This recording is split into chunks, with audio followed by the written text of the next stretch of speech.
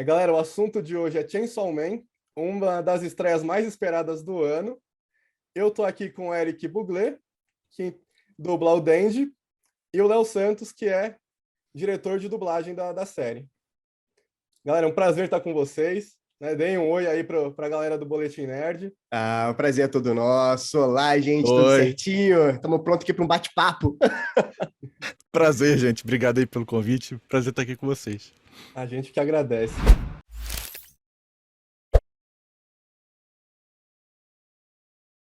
Para começar, eu falei, é a estreia mais esperada do ano, uma das estreias mais esperadas do ano em animes.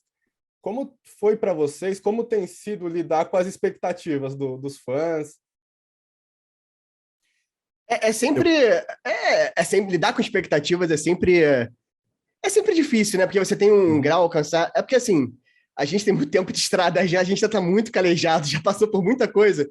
Então, assim, tem a expectativa tanto dos fãs quanto nossa mesmo, porque eu mesmo já consumi o material antes mesmo de virar anime, eu já estava devorando o mangá e estou atualmente lendo a parte 2. Então, expectativas são normais, especialmente quando é uma coisa tão grande assim, um fandom tão apaixonado e tão ali, que tá tão na expectativa pro anime, que é uma coisa que o pessoal já pede há muito tempo. Então, a expectativa é normal. A gente trabalha com toda a qualidade, tudo que a gente tem para alcançar essa expectativa e tentar superar, fazer o nosso melhor sempre. Mas é algo que assim a gente já está acostumado no nosso dia a dia. Entrar em campo com pressão da torcida. Sim, sim. Faz parte do jogo. E é aquilo também, a gente sempre dá 100% do trabalho, né? Não importa se o anime é muito grandioso ou se é um documentário que a gente sabe daquele, entre aspas, ninguém vai ver, sabe? A gente sempre dá 100% do trabalho. Mas a gente percebe quando tem algum projeto que precisa ter alguma coisa a mais, né, ali. Então, assim, obviamente a gente já tinha esse sentimento de que Chainsaw Man era uma coisa muito grandiosa, por ler o mangá, por já ver a qualidade da história, do enredo e tal, já ter visto algum trailer ou outro, né. Inclusive, você já tem a noção de que vai ser uma coisa boa já lendo só o mangá, né. Mas a partir do momento em que a gente assistiu o episódio, no trailer já dá pra ter uma noção de que é uma coisa diferenciada, né? Ele não tem essa pegada de anime semanal, assim, de produção, sabe, feita, ele é muito minucioso. Então, assim, eu não quero me estender muito porque talvez tenha alguma coisa aí dentre essas perguntas sobre o Chainsaw Man, mas eu vejo Chainsaw Man muito próximo de filmes live action, sabe? Porque você tem que ter, cada frame tem uma precisão ali. No movimento das labiais do personagem, sabe?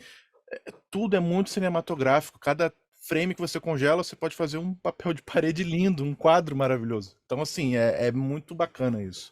E então, assim, a gente já tinha esse cuidado, mas tendo esse mais de 100%, sabe? Não podia errar, não tinha como errar. Quem não leva esse trabalho a sério acaba morto. Eu falo por experiência própria. Tive colegas que viraram caçadores só pelo salário. Todos foram mortos por demônios.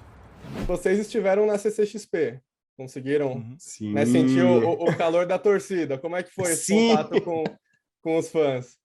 É maravilhoso. A gente já sente contato muito frequentemente, mas é online, né?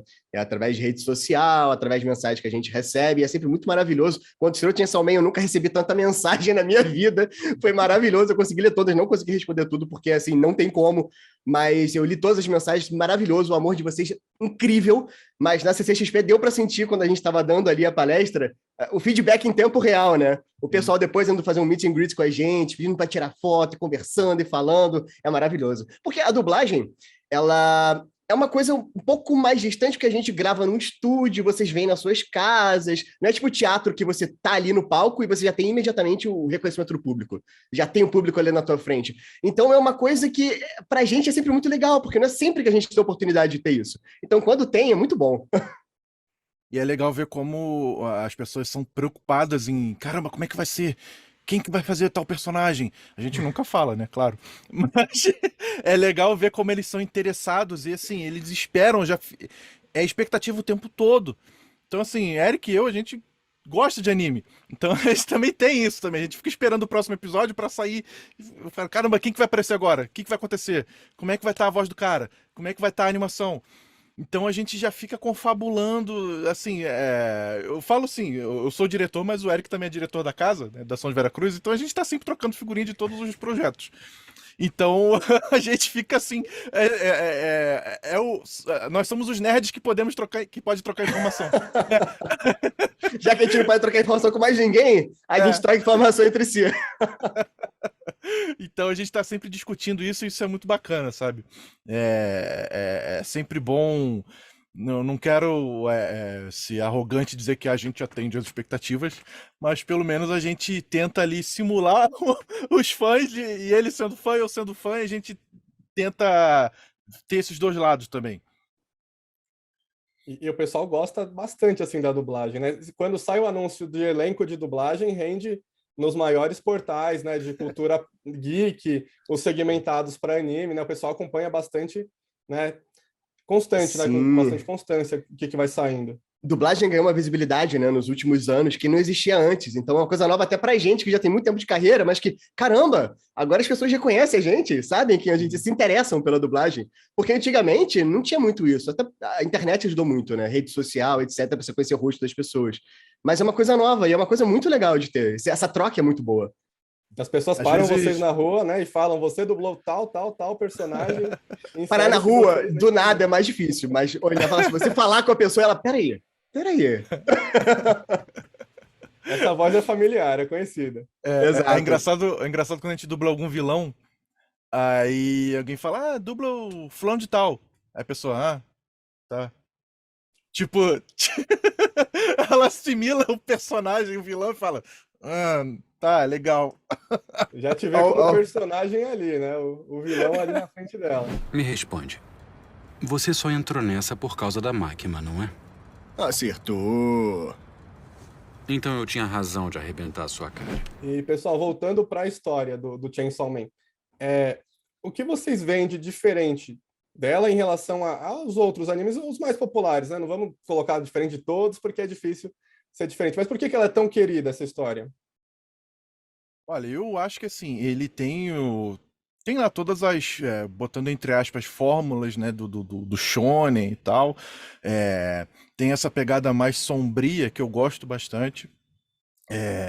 Os monstros são todos bem elaborados e tal, mas focado na animação em si, como eu tava começando a falar ali no início, tá muito, muito, muito diferente, assim. Tá bem mais próximo de um filme de cinema, sabe? Você não tem momentos de animação daqueles mais simples, sabe? O momento todo tem aquela coisa meio como é que chama mesmo? Rotoscopia? Rotoscopia. Que você vê, cara, é incrível, é muito bem feito. Sabe, momentos em que você vê o cara tá preparando um café, o Aki preparando um café ali, sabe? 2 minutos dele preparando o café e você fica ali preso, porque é tudo tão bonito, sabe? Então, assim, ele te mostra um monstro explodindo de sangue e ao mesmo tempo, minutos depois, tá uma cena tão bonita, assim, simples, do cara no dia a dia, aí abre um jornal, sabe? Acende um cigarro, não fumem, crianças, mas mas a cena é muito bacana. Então eu acho que enquanto animação é completamente destacada assim do que vem sendo feito, sabe? É uma oportunidade muito boa de poder trabalhar isso de forma tão minuciosa, sabe? Poder ter onde explorar nesses detalhes. Como o Léo falou, a questão técnica de animação ele já se destaca cinematograficamente por todo o cuidado que a Mapa está tendo, é um projeto que eu acho que eles estão desenvolvendo há muito tempo, pegaram para criar basicamente, e é uma coisa muito curiosa mesmo, porque em anime normalmente, principalmente em semanais, labial não é uma coisa muito detalhada, tipo live action, que você tem o lábio mexendo, e no Chainsaw Man não. Quando você tem um close no Denji falando ali, a labial tá mexendo perfeitamente, então é uma coisa que a gente tem que tomar muito cuidado, sabe? É um filme de cinema. E em questão de estrutura de história, a gente sabe que o Fujimoto é apaixonado por cinema, né? Tem muita referência a filme, na opening, né? Já tem muita referência ali de homenagem. Então, acho que graças a isso, a estrutura em si da história que o Fujimoto escreveu já é uma coisa diferente, já pega para um outro lado, já é uma mistura daquela estrutura de cinema, um Tarantino, uma coisa mais diferente ali, mais fora da caixinha do cinema, o de terror, daquele terror fora também, fora do mainstream, com a pegada de anime. Então ele mistura tudo e faz uma coisa muito única, que é muito legal de acompanhar. Então eu acho que isso que diferencia também do shonen padrão tradicional que a gente está acostumado. E é interessante ver porque, assim, o mangá você vê, é um mangá excelente, a história é excelente e tal, mas você não tem como ter essa projeção de como vai ser a animação, né? E assim, eu não digo que é a forma certa de se fazer, tem N formas de se fazer, mas ele optou por essa forma cinematográfica que pra mim eu nunca vi antes, a não ser, de fato, em longas metragens, né? Em longas animados ou não. Mas você vê o timing, sabe? As falas como são feitas bem pausadamente, não é aquela coisa, sabe?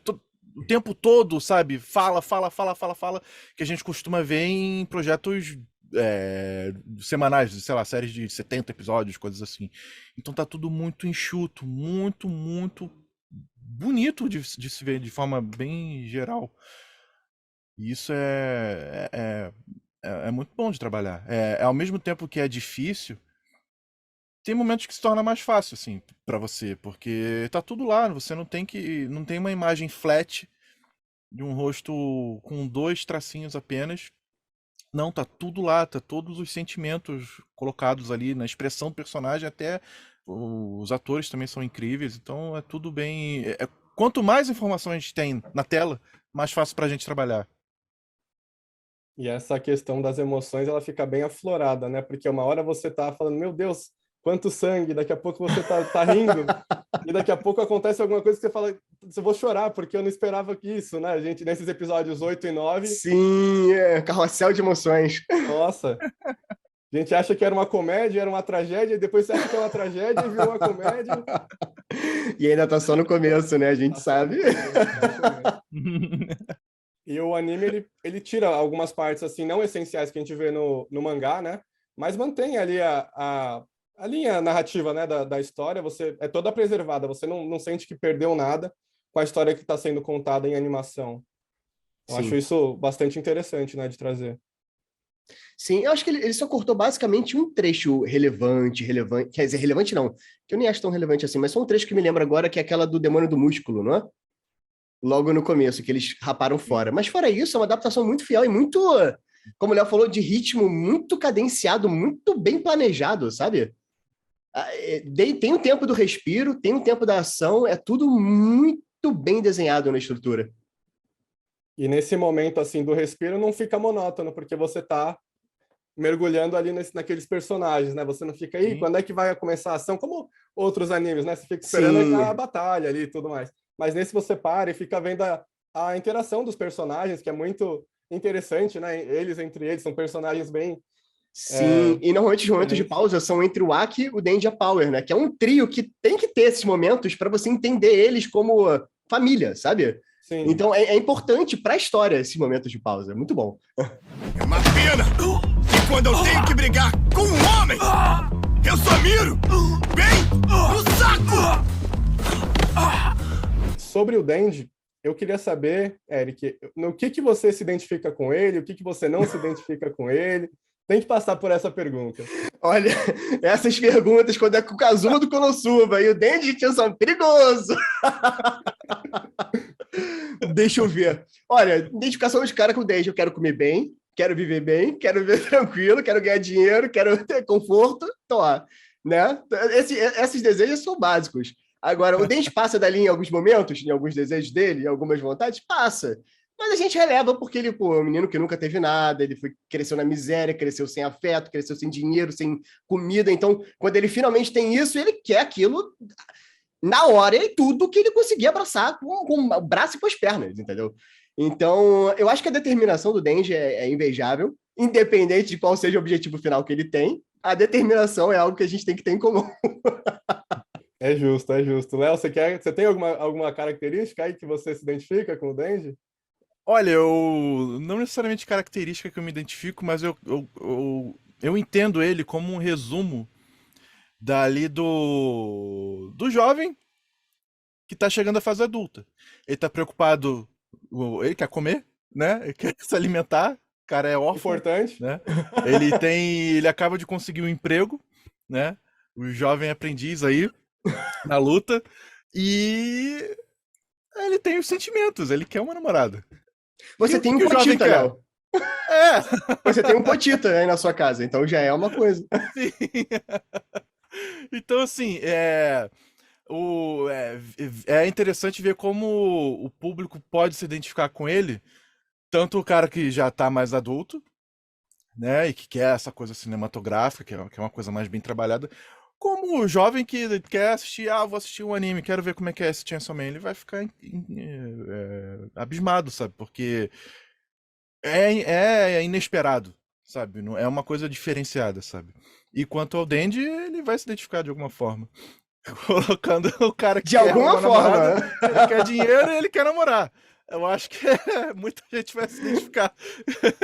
São desejos primários É justo, é justo.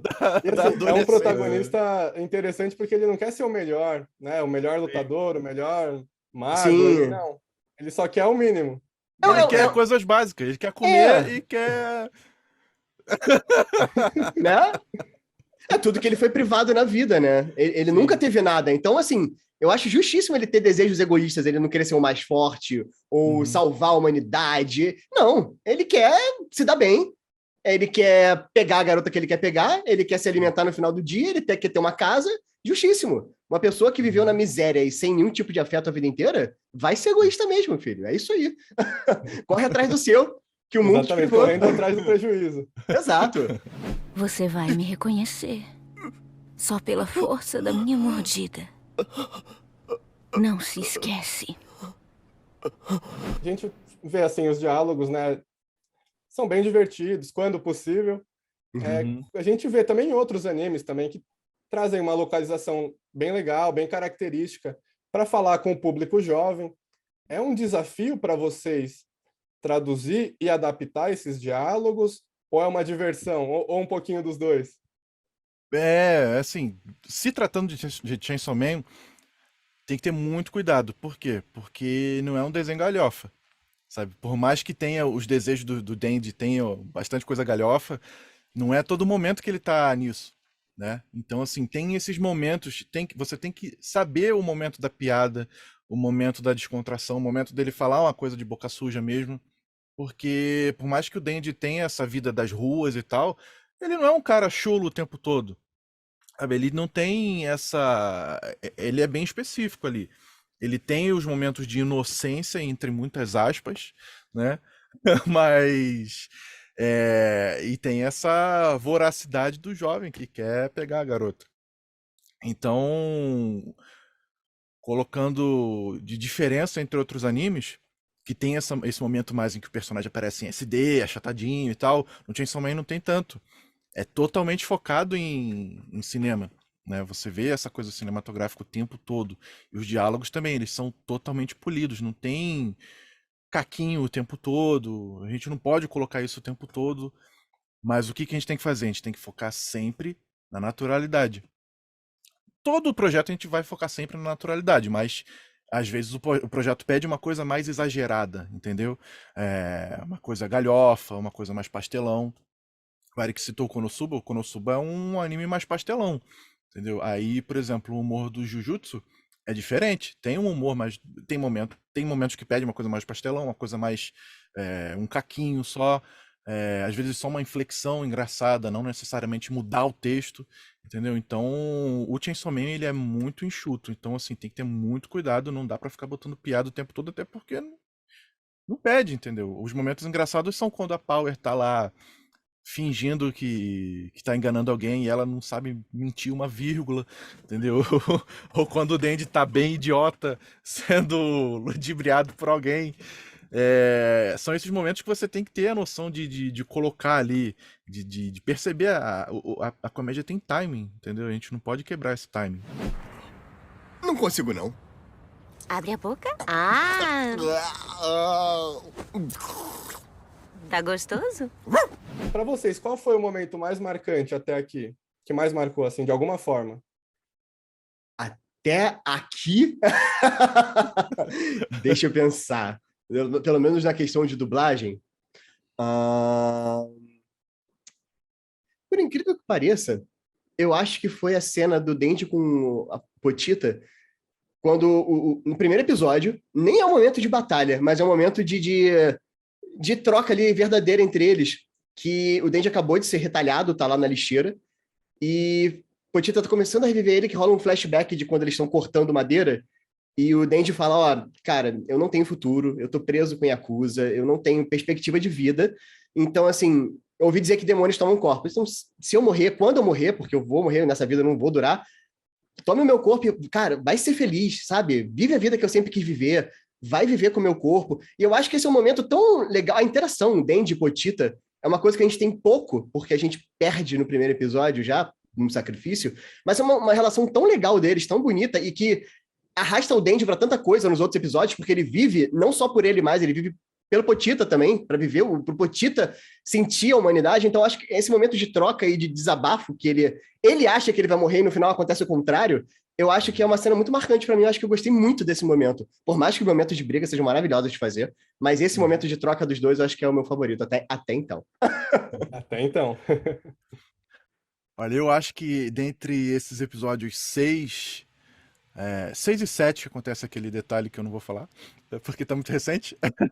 E episódios 8 e 9 foi muito intenso. Também não vou falar agora exatamente o que que é, porque tá muito recente. Mas de mais intensidade pra mim foram esses, 8 e 9. E também, pra mim, o episódio 1 pra mim foi um choque, assim, de caramba, isso aqui é como que isso não é um filme, um longa-metragem? Isso aqui tá muito diferente, sabe? Aqueles momentos ali do final, Mac mandando com segurança, sabe? O sobretudo dela esvoaçante, sabe? O cabelo ali. É tudo muito maneiro demais, sabe? É diferente de ver, sabe? Então, assim, isso acaba motivando a gente, sabe? É aquilo, a gente sempre dá 100% do nosso trabalho, mas a gente gosta de ter essa oportunidade de dar mais do que 100%. Ser caçador de demônios é o que mais me dá grana mesmo. De repente, quem está assistindo esse vídeo nunca viu Chainsaw Man, nunca leu. Por que assistiu o anime e onde assistir o anime? Ah, o anime você só assiste na Crunchyroll. Você pode assistir dublado, prestigiar a gente, ou legendado também. Não vou jogar, fica a gosto do freguês, é importante consumir a obra, porque Chainsaw Man, como a gente falou lá no começo, é um anime muito diferenciado, a produção tá maravilhosa, tá uma coisa que a gente não vê todo dia, assim, nos animes semanais que a gente acompanha, não é uma coisa comum ter esse nível de qualidade, e além da qualidade técnica, a história é maravilhosa, é fora de provavelmente tudo que você já viu em anime, dependendo de quantos animes você já viu, mas é uma coisa muito fora da caixinha, com muitas surpresas, muitos gêneros dentro de um anime só, então eu recomendo demais você assistir. E eu acho interessante que ele é completamente favorecível a sair da bolha, sabe? Porque assim, anime, o otaku vai querer ver, né? A gente é otaku, a gente vai querer ver. Mas ele é tipo assim, Akira, sabe? Que é aquela pessoa que nem sabe o que que é anime, mas fala, pô, eu vi um desenho maneiro, Akira, sabe? O Chainsaw Man, ele se destaca por isso. Ele ao mesmo tempo que ele tem características de anime, ele é um anime, ele ainda assim, ele tem esse diferencial de que... Porque tem gente que não gosta de anime e não vai gostar, vai falar, anime, eu não quero ver.